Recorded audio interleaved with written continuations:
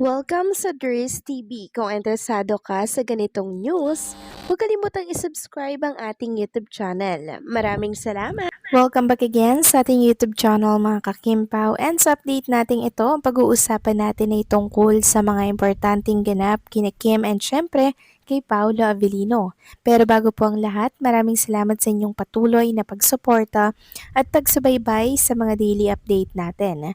Kaya naman bilang pasasalamat, narito po ang ilang napili kong komento patungkol ito sa naging previous update.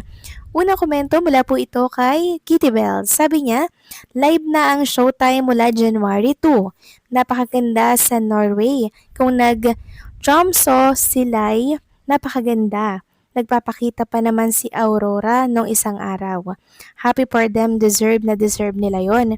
Puro work sila kasi noong mga nakaraang taon. Okay lang yan, Ders. Nagkamali ka, not a big deal. Promise sa effort mo ba naman araw-araw sa update. Thank you. Maraming salamat po sa komento, Kitty Bells, and syempre sa pangunawa po ninyo, no? And yes, tama po kayo dyan. Pero noong January 1 ay pre-recorded lamang po ang It's Showtime. Ito po ay nung time na nag-Christmas party ang It's Showtime. Kaya kung inyong mapapansin, yung kasuotan po ni Chinita Princess ay pagka-polka dots na kulay red na kung saan talaga namang yun po ay pang January 1. About naman sa vacation po ni Kim and Paolo Avellino sa Norway, yes po, napakaganda po doon mga kakimpaw, and I'm sure mag-enjoy talaga doon si Kim and Paolo Avellino, malayo po sa ingay ng showbiz, malayo sa kontrobersiya, di ba? Once kasi na nandito ka sa ating bansa, parang hindi mo naman magagawa yung nagagawa mo dyan sa ibang bansa na kung saan malaya kayong makagalaw na para bang normal na tao lang at hindi po artista. Minsan, syempre, gusto rin pong maranasan ni Kim and Paolo Avellino yung ganyan, and nararanasan lang nila yan sa ibang bansa katulad po sa Norway and sa malalayo pong bansa, mga kakimpaw. So, deserve naman talaga ni Kim and Paolo Avellino yon dahil sobrang sipag nila nitong mga nagdaang taon. Kaya deserve nila mag-relax, magsaya, kasama po ang isa't isa. At ang tanong nga po ng marami, kailan kaya uwi si Kim and Paolo Avellino? Namimiss na namin sila together. Well, yan yung dapat nating abangan. Syempre, para sa atin, mas matagal, mas masaya, mas maganda kasi mag-enjoy at marerelax si Kim and si Paolo Avellino. So maraming salamat sa komento, Kitty Bells. God bless po and mabuhay kayo. At ang next comment naman mula po kay Lutan Home Hunter, sabi niya, Mistress, magbuni na tayong lahat dahil confirm na talaga na mag-asawa na talaga ang Kim Pao. Wala nang kasing saya na naging Mr. and Mrs. Kate Avellino na talaga, kaya nga sila na talaga ang mag-partner sa movie man or teleserye forever. Hindi kami payag na iba ang i-partner sa Kim Pao. Kila Pao lang sapat na. I love Kim Pao so much. Kim Pao forever. God bless Kim Pao all the time. Take care always. Maraming salamat po sa komento. Lutan Home Hunter. Yes, hindi naman tayo payag doon na i-partner sa iba si Paolo. Ganon din si Chinita Princess. Kasi syempre, mati-divide or mahati po ang suporta ng mga Kim Pao fans pag yun po ay nangyari. So kung magkakaroon man po ng project, individual, si Kim and Paolo Avellino, sana wag na lang po nilang lagyan ng partner kasi nasanay tayo kay Kim and kay Paolo Avellino, silang dalawang magkasama. Pero syempre kung lalagyan po nila, syempre magkakalabo-labo at magkakagulo ang nabuong Kim Pao Nation na sumusuporta as one kay Kim and kay Paolo Avellino. So maraming salamat po sa komento at sana hindi mangyari ang kinakatakot natin para po sa Kim Pao. So maraming salamat sa komento. God bless po and mabuhay kayo.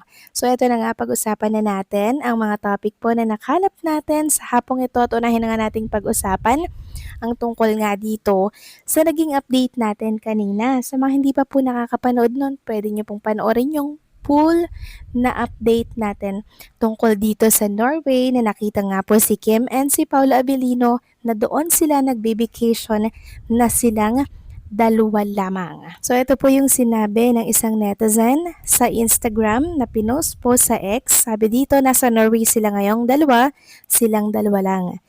Tapos may nagtanong na, really, kailan mo sila nakita? Nag-reply siya na hindi ako ang nakakita pero yung friend ko na nasa Tromso, Norway ngayon, naka-red si ate mong Kim Chu, Pag nag-post si Kim Chu ng Tromso or anything about Norway, alam niyo na si Paula Avellino ang kasama. So yan po yung good news mga kakimpaw kay Kim and kay Paula Avellino, kaya po silang dalawa ay nananahimik at hindi po nagpo-post sa kanilang mga social media account. Ito po ang nangyayari sa kanila, vacation to the max at enjoy to the max sa ibang bansa. Sabi nga po ng isang Kim Pao fan dito po sa X, lumagay na sa tahimik ang Kim Pao ko, tapos tumawa siya. So Will and friends are my diversion right now.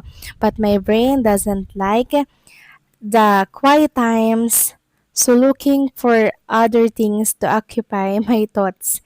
Doom scrolling and watching The Kingdom and also reading a book in rotation. So lumagay na daw po sa tahimik si Kim and Paula Avellino. Totoo naman mga kakimpaw, di ba? Nasa tahimik na lugar ngayon si Kim and Paula Avellino na kung saan hindi po sila may istorbo, di ba? Malayo sa ingay, malayo sa gulo ng mga showbiz. Kaya matatawag natin na talagang lumagay sila sa tahimik na lugar kung saan may enjoy po nilang isa't isa at syempre ang kapaligiran na meron sila ngayon. Sobrang deserve nila yan mga kakimpaw. Sabi nga po ni Chinita Princess, sarili niya muna ngayon, 'di ba? Enjoy niya muna yung sarili niya ngayon kasi ilang taon din po na ang pinapriority niya, pamilya niya, kadugo niya, to the point na nakakalimutan niya na po na yung sa sarili niya naman, 'di ba, bukod sa pagbili ng mga property, syempre self-love muna si Chinita Princess kasama po ang importanteng tao sa buhay niya. Siguro naman kilala niyo na po mga kakimpo kung sino yung tinutukoy natin dito na importanteng tao sa buhay niya. Walang iba kundi po si Paolo Avellino. At para naman sa mga bashers dyan na nagsasabing walang Kim and Paolo Avellino, tingin nyo mga bashers, sasama ba yan si Kim Chu kay Paolo kung walang sila? Marami na po ang mga clue na nakita natin kay Kim and kay Paolo Avellino.